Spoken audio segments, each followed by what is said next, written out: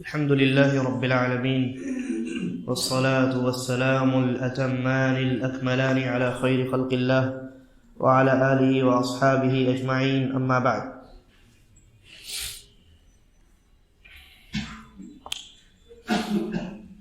شیخ الالبانی رحمہ اللہ کی تحقیق سے چھپی یہ کتاب صحیح الترغیب والترہیب کا درس الحمدللہ جاری ہے، اور ہم کتاب الاخلاص پڑھ رہے ہیں.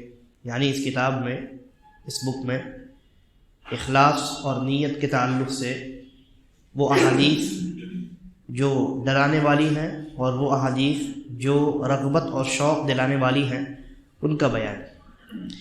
اور اخلاص کے تعلق سے ہم نے بہت ساری احادیث پڑھی، اور پھر اس کے بعد پچھلے درس میں نیت کے تعلق سے جو بنیادی باتیں تھیں ہم نے ان باتوں کو جانا. اب ہمارے سامنے جو روایت ہے وہ صحیح بخاری اور صحیح مسلم کی ہے، اور بھی دیگر کتب حدیث کے اندر یہ روایت موجود ہے اور بڑی اہم. حضرت عمر بن خطاب رضی اللہ عنہ سے روایت ہے کہ رسول اکرم صلی اللہ علیہ وسلم کو انہوں نے فرماتے ہوئے سنا، انما الاعمال بالنیات، کہ اعمال کا دار و مدار نیتوں پر ہے. وانما لكل امرئ ما نوى، وانما لكل امرئ ما نوى، کہ ہر انسان کے لیے اس کی نیت کے اعتبار سے اس کو عطا کیا جاتا ہے، یا اس کو جو کچھ ملتا ہے وہ اس کی نیت کے اعتبار سے ہوتا ہے. فمن كانت هجرته الى الله ورسوله فهجرته الى الله ورسوله، لہذا جو انسان اللہ اور اس کے رسول کو راضی کرنے کے لیے، اللہ کو راضی کرنے اور رسول کی اطاعت میں جو انسان ہجرت کرتا ہے تو اس کی ہجرت انہی دونوں لوگوں کے لیے ہوتی ہے. ومن كانت هجرته الى دنيا يصيبها، لیکن جس کی ہجرت دنیا حاصل کرنے کے لیے ہو، او امرأة ينكحها، یا کسی عورت سے نکاح کرنے کے غرض سے ہو، فہجرته الى ما هاجر الیہ، تو اس کی ہجرت دنیاوی مقصد ہی کے تحت مانی جائے گی. یہ روایت بہت ہی جامع روایت، اور اس روایت کی عظمت پر تمام کے تمام علماء اور محدثین کا اتفاق ہے. نبی اکرم صلی اللہ علیہ وسلم کا یہ فرمان، انما الاعمال بالنیات، کہ اعمال کا دار و مدار نیتوں پر ہے. یہ جو لفظ اعمال آپ سن رہے ہیں یہ در حقیقت عربی لفظ ہے، اور اردو میں بھی اس کا استعمال ہوتا ہے. عربی میں اعمال یہ جمع کا لفظ ہے، اور اس کی واحد کیا آتی ہے؟ عمل. عمل کی جمع اعمال. اور یہ جو عمل ہے در حقیقت عمل کہتے ہیں مکمل بدن کے حرکت کو یا بدن کے بعض حصے کی حرکت کو. یہ عمل کی تعریف. عمل کس کو کہتے ہیں؟ مکمل بدن انسان حرکت کر کے کوئی کام کرے تو اسے ہم عمل کہیں گے. یا بدن کے کسی ایک حصے سے یا دو حصے سے انسان اگر حرکت کرے تو اسے ہم عمل کہتے ہیں. مثال کے طور پہ انسان نماز ادا کرتا ہے تو نماز میں انسان مکمل جسم کو حرکت دیتا ہے، اٹھتا ہے، بیٹھتا ہے، ہاتھ اٹھاتا ہے، پیر کا استعمال کرتا ہے، وغیرہ وغیرہ. تو یہ مکمل جسم کی حرکت ہے نماز. اور انسان اللہ کی یاد کرتا ہے، ذکر کرتا ہے. جیسے آپ نماز ختم کرتے ہیں، کہتے ہیں اللہ اکبر، استغفر اللہ استغفر اللہ استغفر اللہ انت السلام ومنک السلام الی آخر. آپ اللہ کا ذکر کر رہے ہیں بیٹھ کر کے. تو یہاں آپ مکمل جسم کو حرکت نہیں دے رہے، بلکہ آپ صرف اپنی زبان کو آپ حرکت دے رہے ہیں. لہذا یہاں یہ بھی عمل ہے. یہ آپ کہتے ہیں یہ قول ہے، زبان سے کسی چیز کو بولنا یہ تو قول ہے، لیکن حقیقت میں یہ عمل ہی ہے. اس لیے کہ عمل کی تعریف کیا بتلائی میں نے؟ جسم کے بعض حصے کو حرکت دینا یا مکمل جسم کو حرکت دینا. اب زبان یہ جسم کا ایک حصہ ہے، لہذا آپ زبان کے استعمال سے جو کچھ کریں گے، یعنی آپ بولیں گے، اور آپ کا بولنا چاہے قرآن کریم کو پڑھنے کے لیے ہو، اللہ کے ذکر کرنے کے لیے ہو، وہ سب کی سب چیزیں اعمال میں شمار کی جائیں گی. تو گویا عمل جو ہے یہ افعال و اقوال کے مجموعے کا نام ہے. افعال و اقوال کے، قول بھی عمل ہے، اور انسان اپنے قول کے یعنی زبان کے علاوہ دیگر اعضاء سے جو کچھ کرتا ہے وہ بھی عمل ہے. نبی اکرم صلی اللہ علیہ وسلم کا یہ فرمانا، انما الاعمال بالنیات، کہ اعمال کا دار و مدار نیتوں پر ہے. وانما لکل امرئ ما نوى، وَإِنَّمَا لِكُلِّ امْرِئٍ مَّا نَوَىٰ کہ ہر انسان کو وہی ملے گا جس کی اس نے نیت کی ہے۔ آپ کا یہ فرمان شریعت میں ایک قاعدے کی حیثیت رکھتا ہے، یہ ایک رول ہے، ایک لا ہے جو بنا دیا گیا شریعت کی جانب سے، اللہ کی جانب سے، اور اس کا معنی یہ ہے کہ نیت عمل کے اندر روح کی حیثیت رکھتی ہے۔ چنانچہ اگر اعمال میں نیت صحیح ہو تو وہ عمل درست ہے، اور اعمال میں اگر نیت فاسد ہو تو عمل باطل ہے۔ یہ پہلی بات ہوئی۔ دوسری بات، اعمال میں نیت جس عمل کے لیے ہو وہ عمل اسی اعتبار سے کاؤنٹ کیا جائے گا۔ نیت جس عمل کے لیے ہو وہ عمل اسی اعتبار سے مانا جائے گا کہ یہ عمل وہی ہے جس کی اس نے نیت کی۔ اس لیے کہ انسان شب و روز میں ایک ہی طرح کی حرکات، ایک ہی طرح کے اعمال انجام دیتا ہے، لیکن ہر عمل کا مقصد الگ الگ ہوتا ہے۔ حرکت ایک ہے، جیسے 4 رکعت کی نماز ہے تو 4 رکعت کی نماز تو بھائی ظہر کی بھی ہوتی ہے، عصر کی بھی ہوتی ہے، عشاء کی بھی ہوتی ہے۔ اب ان تینوں اوقات کی نمازوں میں فرق کس چیز سے ہوگا؟ اسی نیت سے ہوگا۔ تو اللہ کے نبی نے کہا وَإِنَّمَا لِكُلِّ امْرِئٍ مَّا نَوَىٰ، انسان جو عمل کرے گا اس میں اس کی نیت کے اعتبار سے اس عمل کو شمار کیا جائے گا کہ یہ عمل ظہر ہے یا عصر ہے یا مغرب۔ اور جیسا کہ میں نے کہا کہ اگر نیت درست ہے تو عمل درست ہے۔ کوئی انسان نماز ادا کر رہا ہے اور اس نماز میں اس کی نیت اللہ کو راضی کرنی ہے تو نماز درست ہے، اور اگر اس کی نیت کسی کو دکھلانی ہے تو اس کی نماز باطل ہے۔ اسی طریقے پر ایک طرح کے جو اعمال ہوتے ہیں ان میں نیت کس طریقے سے تفریق کرتی ہے، اس کی آپ 1-2 مثالیں ملاحظہ کیجیے۔ مثال کے طور پہ ایک آدمی ہے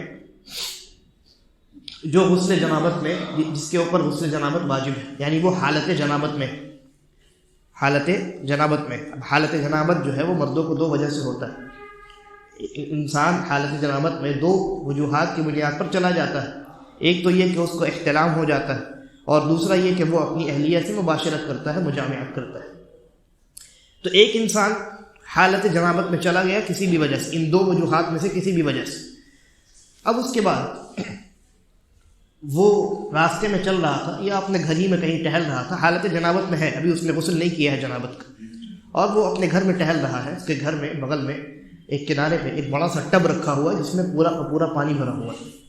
تو وہ آدمی اس ٹب کے بغل سے گزرتا ہے اور اس کا پیر پھسل جاتا ہے اور وہ اس ٹب میں گر جاتا ہے، اور جب اس کے کپڑے وغیرہ گیلے ہو جاتے ہیں تو وہ سمجھتا ہے کہ اب میں ٹب میں گر ہی چکا ہوں تو لہٰذا اچھے طریقے سے نہا لوں، جو چنانچہ وہ نہا لیتا ہے۔ اس کے اوپر غسل واجب تھا، غسل اس کے اوپر واجب تھا، جنابت کا غسل واجب تھا، اور اس کا پیر پھسلا اور وہ اس ٹب میں گر گیا۔ تو سوال یہ ہے، اور ٹب میں گر کر کے اس نے نہا لیا، تو سوال یہ ہے کہ کیا اس کے اوپر سے جنابت کا غسل ختم ہوا یا ختم نہیں ہوا؟ کیا جواب ہے؟ نہیں ختم ہوا۔ کیوں ختم نہیں ہوا؟ اس لیے کہ اس نے اپنے جسم کو جو بھگایا ہے، اس نے جو غسل کیا ہے، جنابت کی نیت سے اس نے نہیں کیا غسل، اس لیے اس کا وہ غسل جنابت والا غسل نہیں کہلا سکتا۔ ایک دوسری مثال لیتے ہیں۔ مثال کے طور پہ ایک آدمی ہے، وہ حالت جنابت میں چلا گیا، اس کے اوپر جنابت کا غسل واجب ہے، اور اس انسان کی یہ عادت ہے کہ وہ جب صبح اٹھتا ہے تو پہلے غسل کرتا ہے، صفائی ستھرائی کے لیے، فریش محسوس کرنے کے لیے غسل کرتا ہے۔ اس کی یہ عادت ہے، ہر صبح وہ اٹھتا ہے تو غسل کرتا ہے، اور رات میں کسی وقت وہ حالت جنابت میں چلا گیا اور اس نے غسل نہیں کیا، اور صبح وہ اپنی عادت کے مطابق بیدار ہوا اور وہ غسل خانے میں چلا گیا غسل کرنے کے لیے اپنی عادت کے مطابق۔ اس کے ذہن میں یہ، یعنی وہ بھول چکا ہے کہ اس کے اوپر جنابت کا غسل واجب ہے۔ وہ بیدار ہوا اور فوراً غسل خانے میں چلا گیا، واش روم میں چلا گیا، اور جا کر کے اس نے بہت اچھے سے صفائی اور ستھرائی کے ساتھ غسل کر لیا۔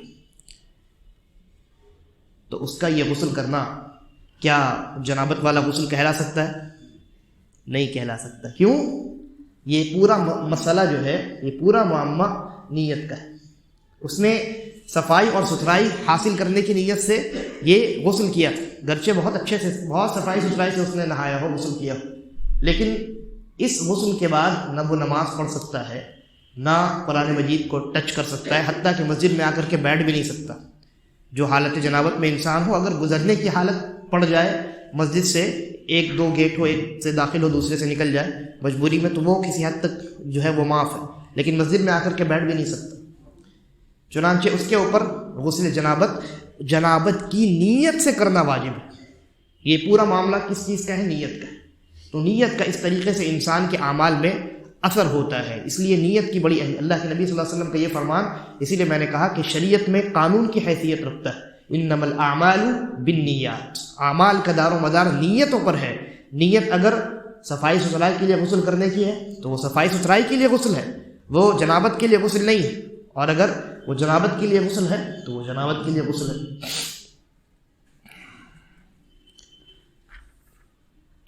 اس کے بعد نبی اکرم صلی اللہ علیہ وسلم نے فرمایا، ومن كان هجرته الى الله ورسوله فهجرته الى الله ورسوله، جس کی ہجرت اللہ اور اس کے رسول کے لیے ہو تو اس کی ہجرت اللہ اور اس کے رسول کے لیے مانی جائے گی۔ یعنی جس نے مکہ سے مدینہ ہجرت کیا اس ارادے سے، اس نیت سے کہ اللہ راضی ہو اور نبی اکرم صلی اللہ علیہ وسلم کی اطاعت اور فرما برداری کروں اور آپ کی نصرت اور آپ کی عزت و تکریم کروں، مکے سے اس نے مدینہ کی جانب ہجرت کیا، تو اللہ کے نبی صلی اللہ علیہ وسلم فرماتے ہیں اگر اس کا ارادہ یہ ہے، اس سفر کا ارادہ اگر ہجرت ہے، تو ایسی صورت میں یقیناً اس کا سفر ہجرت ہے۔ لیکن اگر اس کا یہ سفر دنیا حاصل کرنے کے لیے یا کسی عورت سے نکاح کی غرض سے ہے، تو ایسی صورت میں اس کا وہ سفر ہجرت نہیں ہو سکتا، گرچہ وہ راستے میں سفر کی جتنی مشقتیں وہ برداشت کرے، اور گرچہ دیکھنے والا اس کو یہ سمجھے کہ ہو سکتا ہے مسلمان اس وقت میں ہجرت کر رہے ہوں، تو ان میں سے کوئی ایک آدمی وہ بھی مسلمانوں کے ساتھ ہجرت کرنا اس نے بھی شروع کر دیا، دیکھنے والے یہ سمجھے کہ ہاں یہ آدمی بھی مسلمانوں کے ساتھ ہجرت کر رہا ہے، لیکن اس کے دل میں یہ ارادہ ہے کہ فلاں جو ہے وہ خاتون ہے، وہاں مجھے جا کر کے ان سے نکاح کرنی۔ تو اگر اس کی ہجرت اللہ اور اس کے رسول کے لیے ہے تو اس کی ہجرت اللہ اور اس کے رسول کے لیے مانی جائے، اور اگر اس کی ہجرت دنیا حاصل کرنے کے لیے ہے، تجارت کرنے کے لیے ہے، نکاح کرنے کے لیے ہے، تو اس کی ہجرت اسی اعتبار سے ہوگی، اس کو ہجرت شرعیہ نہیں کہیں گے۔ اب جہاں ہجرت کی جو بات آئی ہے اس روایت کے اندر، تو ہجرت کے متعلق کچھ باتیں میں عرض کر دوں۔ سب سے پہلی بات تو یہ ہے کہ ہجرت جو ہے شریعت میں دو قسم کی ہوتی ہے۔ ہجرت شرعی ہجرت جس کو کہیں گے، یہ دو قسم کی ہے۔ ایک شرعی ہجرت ایسی ہے جس میں انسان کو سفر کرنا پڑتا ہے، ٹریول کرنا پڑتا ہے، اور ایک دوسری ہجرت ایسی ہے جس میں ہاں ممکن ہے کبھی ٹریول کرنا پڑے کبھی نہ کرنا پڑے۔ پہلی جو قسم ہے شرعی ہجرت کی، وہ دو طرح سے ہوتی ہے۔ انسان کسی ایسی جگہ ہے جو دار کفر ہے، دار اسلام نہیں ہے، جیسے ہندوستان دار اسلام نہیں ہے، یہ دار کفر ہے، ٹھیک ہے۔ دار کفر یعنی جہاں اسلامی حکومت نہیں، بس یہی مطلب ہے دار کفر کا، اور دار اسلام کا مطلب یہ ہے کہ جہاں اسلامی حکومت۔ تو کوئی انسان دار الکفر میں ہے اور وہاں وہ امن کے ساتھ دینی اعمال کو، عبادات کو، دینی شعائر کو انجام نہیں دے پاتا، تو ایسی صورت میں وہ انسان، یا پھر وہاں اس کو جان کا خطرہ ہے، تو وہاں اس انسان کے لیے دو آپشن ہیں۔ ایک تو یہ کہ وہ کسی بھی دوسرے ملک میں چلا جائے جہاں اس کے لیے امن ہو، سکون ہو، جیسے نبی اکرم صلی اللہ علیہ وسلم نے مکہ سے حبشہ کی جانب ہجرت کی تھی۔ مکہ بھی دار کفر تھا اور حبشہ بھی دار کفر تھا نا، حبشہ میں کون سا اسلام تھا؟ کوئی اسلام نہیں تھا، لیکن اللہ کے نبی نے وہاں ہجرت کیوں کی تھی؟ کیونکہ مکہ میں آپ کو بہت ستایا جانے لگا تھا، اور حبشہ کے بارے میں آپ نے سنا تھا کہ وہاں کا جو بادشاہ ہے اس کے یہاں، اس کے دربار میں اس کے سامنے ظلم نہیں کیا جاتا کسی کے اوپر۔ تو آپ نے امن کی خاطر مکہ کو چھوڑ کر کے حبشہ کی جانب ہجرت کی تھی۔ تو ہجرت ایک یہ ہے، اور ہجرت ایک دوسری جو ہے وہ دار الکفر سے دار الاسلام کی جانب ہے، یعنی انسان دار الکفر میں ہے اور وہاں اس ملک کو چھوڑ کر کے وہ دوسری جگہ جاتا ہے جہاں پر اسلامی حکومت ہے۔ جیسے نبی اکرم صلی اللہ علیہ وسلم نے دارالکفر مکہ کو چھوڑ کر کے دارالاسلام مدینے کا رخ کیا، کیونکہ مدینے میں اللہ کے نبی صلی اللہ علیہ وسلم کی ہجرت سے پہلے ہی اسلام داخل ہو چکا تھا۔ آپ کو معلوم حضرت مصعب ابن عمیر رضی اللہ عنہ کو نبی اکرم صلی اللہ علیہ وسلم نے داعی بنا کر کے بھیجا تھا، جاؤ وہاں دعوت کا کام کرو، تو وہاں اسلام جو ہے وہ موجود تھا پہلے سے۔ اس کے بعد نبی اکرم صلی اللہ علیہ وسلم نے ہجرت کی، تو یہ آپ کا دارالکفر سے دارالاسلام کی جانب ہجرت تھی۔ اب یہاں سوال یہ ہے کہ آپ نے سنا ہوگا بہت سارے لوگ کہتے ہیں کہ ہجرت جو ہے اب ممکن نہیں ہے، ہجرت اب ختم ہو چکی ہے، اب کوئی انسان اب ہجرت نہیں کر سکتا۔ تو ضروری ہے کہ ہجرت کے تعلق سے ہم چند مسائل کو سمجھیں۔ سب سے پہلی بات تو یہ ہے کہ نبی اکرم صلی اللہ علیہ وسلم کا یہ فرمان ہمارے سامنے ہے۔ اللہ کے نبی صلی اللہ علیہ وسلم فرمایا لا تنقطع الحجرہ حتی تنقطع التوبہ، کہ ہجرت اس وقت تک منقطع نہیں ہوگی، رکے گی نہیں جب تک توبہ منقطع نہ ہو جائے۔ ولا تنقطع التوبہ حتی تطلع الشمس من مغربها، اور توبہ کا دروازہ اس وقت تک بند نہیں ہوگا، توبہ کا سلسلہ منقطع نہیں ہوگا جب تک سورج جو ہے یہ مغرب سے نہ نکل جائے۔ جب سورج مغرب سے، ابھی کہاں سے نکلتا ہے سورج؟ مشرق سے نکلتا ہے، جب سورج مغرب سے نکلے گا تو توبہ کا دروازہ بند ہو جائے گا، چنانچہ ہجرت کا دروازہ بھی بند ہو جائے گا۔ اس کا مطلب کیا ہوا؟ مطلب یہ ہوا کہ توبہ کا دروازہ جب تک بند نہیں ہوتا ہے، ہجرت کا دروازہ بھی بند نہیں کیا جا سکتا۔ اور آپ جانتے ہیں ابھی سورج جو ہے مغرب سے نہیں نکل رہا ہے بلکہ مشرق سے نکل رہا ہے، اس کا مطلب ہے کہ توبہ کا دروازہ کھلا ہوا ہے، چنانچہ ہجرت کا دروازہ بھی کھلا ہوا ہے، ہجرت کا دروازہ بھی کھلا ہوا ہے۔ لیکن نبی اکرم صلی اللہ علیہ وسلم کا ایک دوسرا فرمان بھی ہے، آپ نے فرمایا لا ہجرت بعد الفتح، فتح مکہ کے بعد کوئی ہجرت نہیں، ولکن جہاد و نیہ، لیکن جہاد کرے انسان اور نیت اپنی خالص رکھے۔ اس روایت کا مفہوم یہ ہے کہ چونکہ جب مکہ فتح ہو چکا تھا تو مکہ پہلے دارالکفر تھا، لیکن فتح ہونے کے بعد کیا بن گیا؟ دارالاسلام بن گیا۔ دارالاسلام سے تھوڑی ہجرت کی جاتی ہے، دارالاسلام کی جانب ہجرت کی جاتی ہے۔ تو اللہ کے نبی صلی اللہ علیہ وسلم نے فرمایا لا ہجرت بعد الفتح، یعنی اب فتح مکہ کے بعد اب جو مسلمان مکہ میں موجود ہے ان کو اب ہجرت کرنے کی مدینہ کوئی ضرورت نہیں، کیونکہ دارالکفر جو تھا وہ دارالاسلام میں منتقل ہو چکا ہے۔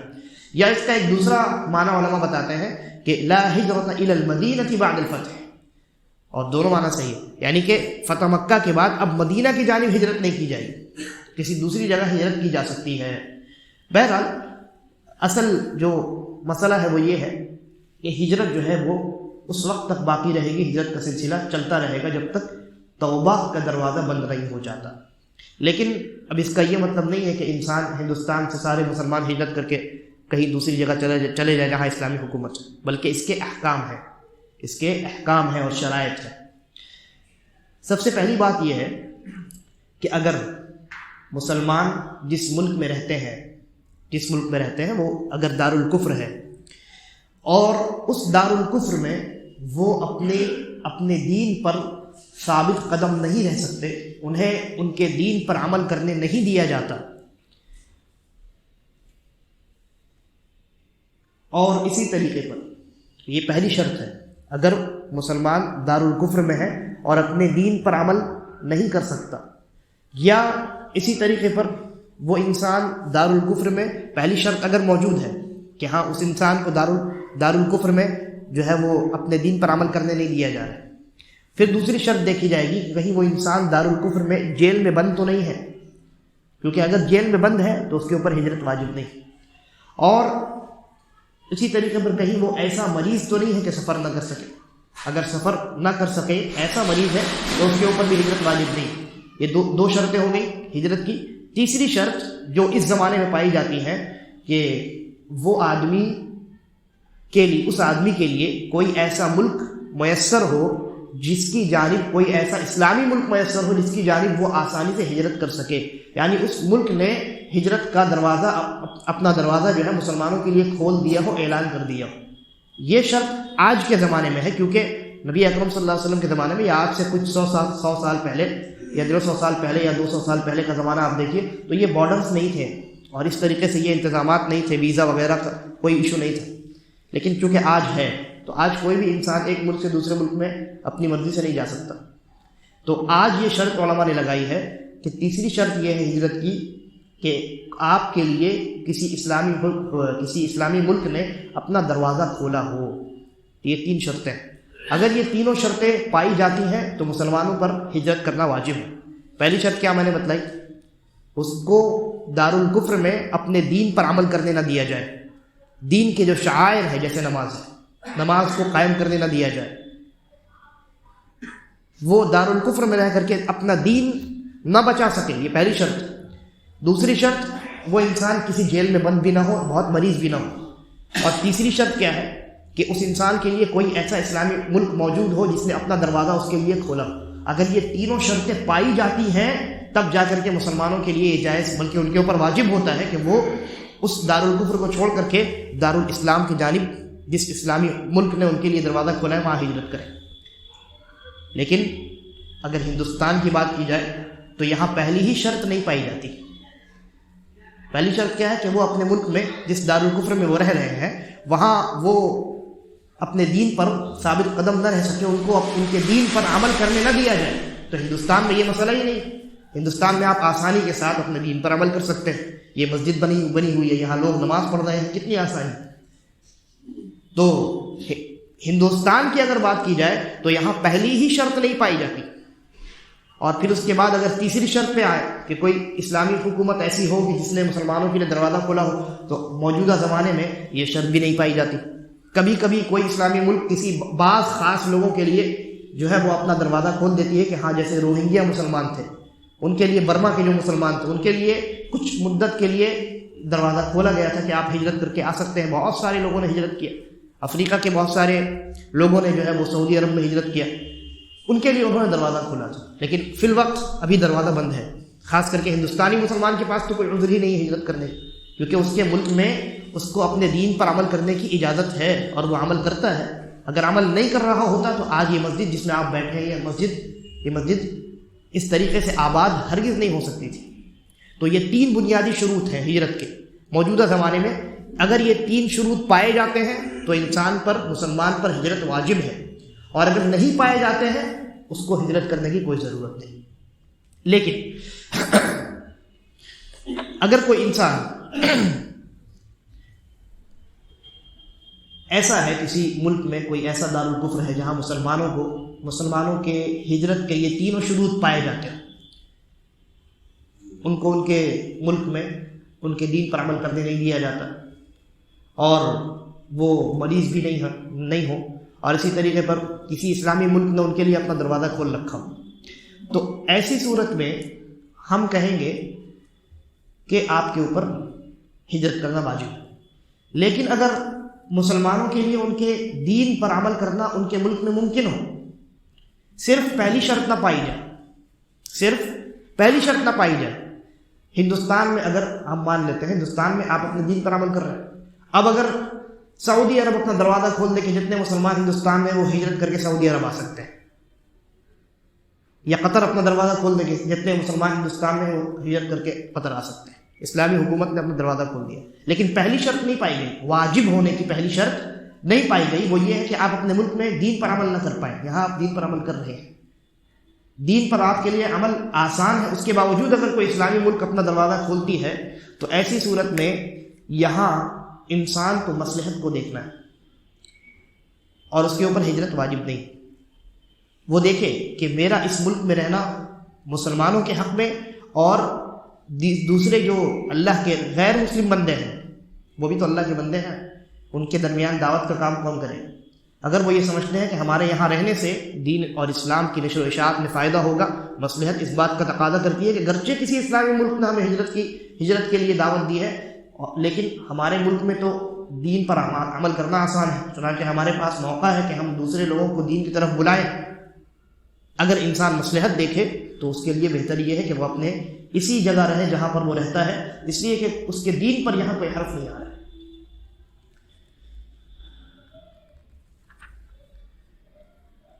اور یہ تو ہجرت کی پہلی قسم چل رہی تھی جس میں سفر کرنا یہ ضروری ہوتا ہے. ہجرت کی ایک دوسری قسم جس میں سفر کرنا کوئی ضروری نہیں، کبھی سفر کرنا پڑ سکتا ہے کبھی نہیں.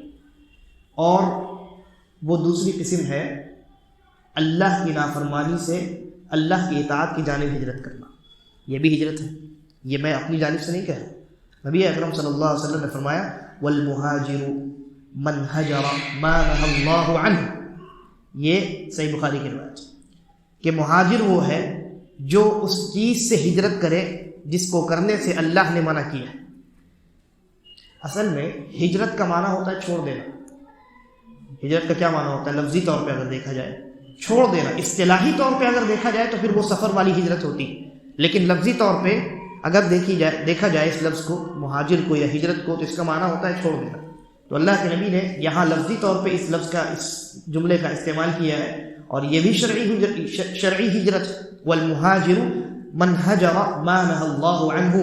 یہ مہاجر وہ ہے جو اس چیز کو چھوڑ دے، یعنی اس چیز سے ہجرت کرے، اس چیز کو ترک کر دے اور چھوڑ کر کے اللہ کی اطاعت کی جانب آئے جس سے اللہ نے منع کیا ہے، جس کے انجام دینے سے. اور یہ ہجرت جو ہے یعنی گناہوں کو ترک کرنا، گناہوں سے ہجرت کرنا، یہ 3 صورتوں میں ہوتا ہے. انسان کبھی حقیقت میں اس گناہ کو ترک کرتا ہے اگر وہ اس گناہ میں ملوث ہے. مثلا کوئی انسان شراب نوشی کا عادی ہے، شراب پینے کا عادی ہے، تو اس انسان کے لیے ہجرت یہ ہے کہ وہ شراب نوشی کو ترک کرے، شراب پینے کو ترک کرے. کوئی انسان سگریٹ پینے کا عادی ہے، بیڑی پینے کا عادی ہے، تمباکو نوشی کا عادی ہے، تو اس کے لیے ہجرت کیا ہے؟ ہجرت یہ ہے کہ وہ تمباکو نوشی اور سگریٹ نوشی کو ترک کرے، اس گناہ کو ترک کرے. یہ پہلی صورت ہوئی. دوسری صورت، کوئی انسان کسی گناہ میں ملوث تو نہیں ہے لیکن وہ ایسے لوگوں کے ساتھ اٹھتا بیٹھتا ہے جو لوگ گناہ میں حد درجہ ڈوبے ہوئے ہیں، اور اس کو خوف ہے کہ اگر میں ان کے ساتھ اٹھوں بیٹھوں تو ان کی صحبت کا اثر میرے اوپر ہوگا. ایسی صورت میں اس انسان پر واجب ہے کہ وہ ایسے اہل معاصی کو ترک کرے، ان سے ہجرت کرے. مثال کے طور پہ ایک آدمی ہے جس کے بہت سارے ایسے دوست ہیں جن کے ساتھ وہ اٹھتا بیٹھتا ہے، جو راتوں میں جاگتے ہیں اور راتوں میں مجلسیں لگاتے ہیں، شراب نوشی کرتے ہیں. اگر کوئی انسان ان لوگوں کے ساتھ ان کی اس مجلس میں شریک ہو تو بہت ممکن ہے کہ ایک آدھ گھونٹ اس کو کبھی زبردستی پلا دے، یا دوست بعض دفعہ شیطانی کرتے ہیں، شرارت کرتے ہیں، اس کو کولڈ ڈرنک بول کر کے اس کو شراب پلا دے. ممکن ہے کیونکہ اس کے جو دوست ہیں وہ خود شراب نوشی کرتے ہیں، ان کے نزدیک شراب نوشی کوئی عیب نہیں. یہ انسان چونکہ ایمان والا ہے، گناہ کا عمل سمجھتا ہے، اس کو یہ چھوتا نہیں، لیکن اس کے دوست یا تو ان کی صحبت کا اثر پڑ جائے، ایک دن ایک گھونٹ پیے گا. سگریٹ انسان کیسے، بہت سارے آپ ایسے کیسے سنیں گے، میں نے بہت سارے لوگوں سے بھی پوچھا، آپ بھی پوچھتے ہوں گے کہ بھائی سگریٹ کی عادت آپ کو کیسے لگ گئی؟ تو وہ کہتے ہیں کہ ایک مرتبہ کسی دوست نے تھما دیا، ایک مرتبہ میں نے کش کھینچ لیا تو پھر عادت پڑ گئی، ہے نا. تو یہ ہوتا ہے، انسان جن کی صحبت اٹھاتا ہے تو ان کی صحبت کا اثر ہو جاتا ہے. اسی لیے نبی اکرم صلی اللہ علیہ وسلم نے کیا فرمایا، صحبت کا اثر کیسے ہوتا ہے؟ آپ نے فرمایا کہ انسان جو ہے وہ اگر کسی عطر فروش کے یہاں سے آئے تو گرچہ کچھ نہ خریدے، لیکن وہاں سے جب باہر نکلتا ہے تو عطر کی خوشبو اس کے جسم سے آتی. اور انسان اگر کسی لوہار کی دکان میں جائے تو وہاں جو لوہار ہے، جو بیٹھ کر کے بھٹی میں لوہا وہ جو ہے وہ بنا رہا ہے، اس کو ٹچ نہ کرے، لیکن وہاں سے جب باہر نکلے گا تو اس کے جسم سے لوہے کی گند بو آئے گی، اور کہیں نہ کہیں وہ جو گندگی ہے وہ اس کے جسم سے ظاہر ہو جائے. اس لیے صحبت کا اثر ہوتا ہے. لہذا انسان ایسے دوستوں کا انتخاب کرے جو گناہوں میں ڈوبے ہوئے نہ ہوں. اگر ایسے دوست ہیں جو گناہوں میں ڈوبے ہوئے ہیں، آپ یہ سمجھے کہ نہیں میں تو ایسا نہیں کرتا ہوں نا، وہ میرے دوست کرتے ہیں. نہیں، آپ کو کیا معلوم کب شیطان حاوی ہو جائے اور کس طریقے سے آپ ان کے ساتھ ان کے گناہ میں ملوث ہو جائے. تو یہ دوسری صورت ہوئی گناہ کو ترک کرنے کی، گناہ سے ہجرت کرنے کی. اور گناہ سے ہجرت کرنے کی تیسری صورت کیا ہے؟ انسان کسی ایسی جگہ ہے جہاں اس کے لیے گناہ کرنا بہت آسان ہے، اس کے لیے گناہ کرنا، اسباب مہیا ہیں اور کوئی اس کو گناہ پر منع کرنے والا نہیں ہے، سارے لوگ گناہ. ایسی جگہ سے انسان کو ہجرت کر دینا، یعنی ایسی جگہ کو چھوڑ کر کے چلے جانا چاہیے. مثال کے طور پہ کوئی انسان اگر شراب خانے میں جائے، وہاں سارے لوگ شراب پی رہے ہیں، وہاں اگر آپ بیٹھ کر کے اگر ایک گھونٹ شراب پی لیں گے تو کون آپ کو منع کرے گا؟ بلکہ جیسے ہی آپ داخل ہوں گے کوئی نہ کوئی ویٹر آپ کو سر کون سا لایا آپ کے لیے، ہے نا. تو اگر انسان کسی ایسی جگہ ہے جہاں اس کے لیے گناہ کرنا بہت آسان ہے، گناہ کے اسباب مہیا ہیں، تو انسان کو اس جگہ کو ترک کر دینا چاہیے، چھوڑ دینا چاہیے، وہاں سے انسان کو یعنی ہجرت کر دینا چاہیے۔ تو یہی معنی ہے نبی اکرم صلی اللہ علیہ وسلم کے اس فرمان کا، والمہاجر من ہجر ما نہى اللہ عنہ، مہاجر وہ ہے جو اس چیز کو ترک کر دیتا ہے جس سے اللہ رب العالمین نے منع کیا ہے، جس کو انجام دینے سے اللہ رب العالمین نے منع کیا ہے۔ تو یہ روایت ہے صحیح بخاری اور صحیح مسلم کی، انما الاعمال بالنیات، اعمال کا دار و مدار نیتوں پر ہے، لہذا ضروری ہے کہ ہم نیتوں کو خالص کریں، اپنے اعمال میں اللہ رب العالمین کو راضی کرنے کا ارادہ اور نیت شامل کریں، اور اپنی نیتوں میں نے بیان کیا تھا، نیت کے متعلق جب ضروری چیزیں میں بیان کر رہا تھا تو ایک نیت تو یہ ہوتی ہے اخلاص والی کہ اللہ کے لیے آپ عمل کریں، اور ایک نیت وہ ہوتی ہے جس سے عمل کے درمیان فرق معلوم ہوتا ہے کہ یہ عمل، جیسے یہ عمل، یہ 4 رکعت ظہر کی ہے کہ عصر کی ہے کہ عشاء کی، تو اس نیت کا بھی انسان جو ہے وہ خیال رکھے تاکہ اس کی عبادات خلط ملط نہ ہو جائے۔ اللہ تبارک و تعالی ہم تمام کو نیک سمجھ کی توفیق عطا فرمائے۔